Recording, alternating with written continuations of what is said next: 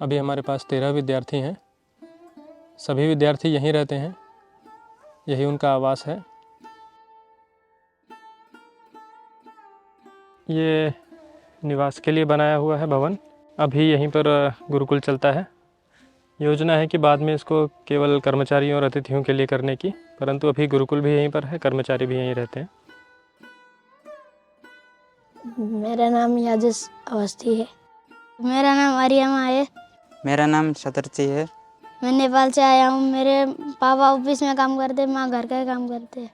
जब से यहाँ आया हूँ मैंने यहाँ पर प्रोग्रामिंग सीखी, श्रौत विद्याएं सीखी।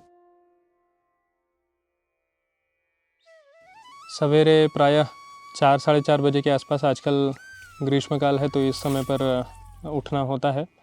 उठने के पश्चात नित्यकर्म आदि निपटा करके, संध्योपासना समेधाधान तर्पण आदि ये सब करके आवृत्ति करने के लिए, आवृत्ति यानी कि वेद का रिवीजन करने के लिए बैठते हैं।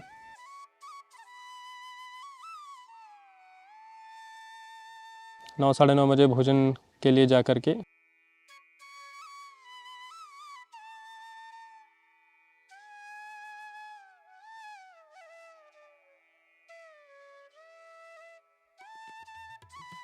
दस बजे के आसपास से शाम को 4 बजे तक कक्षाएं लगती हैं, जिसमें हम वेद पढ़ाते हैं, संस्कृत पढ़ाते हैं, आधुनिक विषयों में गणित, विज्ञान, अंग्रेजी, भूगोल इत्यादि ये सब भी पढ़ाते हैं। अथवा जो मेरे बहुत से परिचित लोग हैं देश में विदेश में, जो कि ऑनलाइन कक्षा ले सकते हैं, वे लोग उसमें सहयोग करते हैं। शाम को 4 बजे के पश्चात फिर अल्पाहार का समय होता है, जिसमें दूध, दही, मिठाई, फल जो कुछ हो। गाय हैं तो इसलिए दूध दही का कोई अभाव नहीं होता भगवान की दया से, तो उसका सेवन करते हैं विद्यार्थी, जिस दिन जो उपलब्ध हो। शाम को 4:45 बजे के आसपास से लेकर के 6:30 बजे के आसपास तक शाम को खेलने का समय होता है, और 6:45 बजे के आसपास से पुनः संध्या समेधाधान, वही सवेरे की जो दिनचर्या थी अनुष्ठान करने की, वही शाम को भी होता है। उस समय तक भोजन भी पाकशाला में कर्मचारी लोग बना देते हैं, तो भोजन का समय हो जाता है शाम का।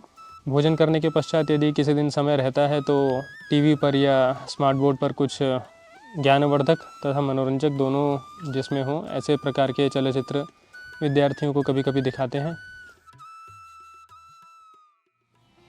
मेरा मन वेद पढ़ने में लगता है और मैं आगे बढ़कर कुछ धर्म के विचार में कुछ आगे करूँगा। ऐसे मुझे वेद पढ़ना अच्छा लगता है। मैंने भी 10वीं करी NIOS से, और उसके बाद अभी 12वीं का परीक्षा दूंगा। गुरुकुल का उद्देश्य ये है कि आगे जाकर जो भी व्यक्ति पढ़े और यहाँ पर वो अपना धार्मिक रूप से तो विद्वान बनेगा ही, और अपने संस्कृति को आगे बढ़ाएगा। जो लोग ऐसा कहते हैं कि बाद में जो गुरुकुल में पढ़ने के बाद उसको पूजा पाठ इत्यादि ही करना होता है, या फिर उनको किसी और लायक नहीं बन पाते हैं। यदि वेद पढ़ सकता है तो अन्य विषयों में भी वो अच्छे से पढ़ाई कर सकता है। इधर बाईं ओर अभी मिट्टी पड़ी हुई है, इसको फैला करके इधर एक छोटा सा उद्यान बनाना है और अश्वों के लिए स्थान बनाना है। फिर एक खेल और रोमांच के लिए विद्यार्थियों के लिए एक विद्या के रूप में भी एक अच्छा विचार रहता है। गायों के लिए चारा लगाया हुआ है, हरा चारा। आगे चल के इसको औषधीय वन के रूप में विकसित करने की योजना है।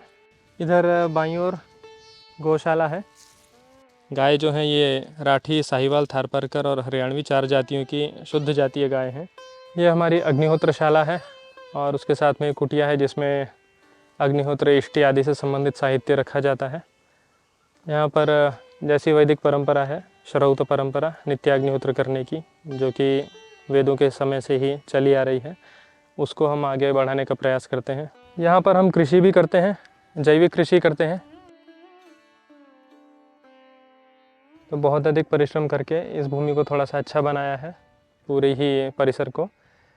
अब यहाँ पर सब्जियाँ आदि, अन्न आदि होने लगे हैं। जैसा मैंने ट्विटर पर भी डाला था कि इस वर्ष हमने जो गेहूं और जौ लगाए तो पिछले वर्ष की तुलना में 3 से 4 गुना अधिक हुए उतने ही क्षेत्रफल में। फल देने वाले लगभग 100 के आसपास वृक्ष हमने लगाए हैं।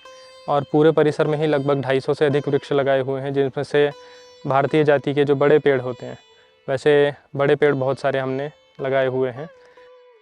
जितना हमारा क्षेत्रफल है, लगभग इसमें एक वर्ष में यदि औसत वर्षा होती है तो 1,26,00,000 लीटर पानी गिरता है और वर्षा जल बहुत ही शुद्ध होता है। तो हमारा ये विचार है कि वर्षा जल का संरक्षण किया जाए और उसका कृषि कर्म के लिए, गायों को पिलाने के लिए, अपने सेवन के लिए उसका प्रयोग किया जाए। उस उद्देश्य से हमने यहाँ पर भी एक सरोवर बनाया है, जो कि इन पेड़ पौधों में सिंचन के लिए उपयोगी हो सकता है। यहाँ पर स्थायी गौशाला बनाने का हमारा विचार है और उसके मध्य में इस प्रकार एक पुष्करिणी, जो कि सीढ़ीनुमा, जिसे स्टेपवेल बोलते हैं अंग्रेज़ी में, तो उस प्रकार एलिप्सॉइड शेप में बनाने का विचार है, जिसमें लगभग 60 से 65 लाख लीटर पानी हम वर्षा जल संरक्षित कर सकते हैं। जैसा कि आप लोगों ने इस वीडियो में देखा होगा, यहाँ पर हमारा गुरुकुल किस प्रकार हम इसको एक आदर्श गुरुकुल के रूप में डेवलप करना चाहते हैं। ये लगभग 5.5 एकड़ भूमि में जो कुछ भी कंस्ट्रक्शन वर्क अभी होना है, काफ़ी कुछ हुआ है, काफ़ी कुछ होना अभी शेष है। वो सब करने के लिए अभी प्रायः हमको 4 से 5 करोड़ के आसपास और आवश्यकता है। हमारा विचार ये है कि एक इस प्रकार के आदर्श गुरुकुल की संकल्पना यहाँ पूर्ण हो, जैसे में किसी विद्यार्थी के ब्रह्मचर्य काल से लेकर के जब तक वो बड़ा हो, विद्वान बने, तब तक की उसकी सारी आवश्यकताएं व्यवस्थात्मक दृष्टि से भी, फैसिलिटी वाइज भी और वैचारिक दृष्टि से भी, तो वो दोनों प्रकार से उसकी सारी जो भी नीड्स हैं वो पूरी हों, वो हमारी कोशिश है। हमें पूरी आशा है कि बृहत हिंदू समाज के सपोर्ट से आगे भी जो करना बाकी है वो भी हम अच्छे से और समय पर कर पाएंगे। उसके लिए आप लोगों के, सदा की भांति आप लोगों के सपोर्ट की हमें आवश्यकता है।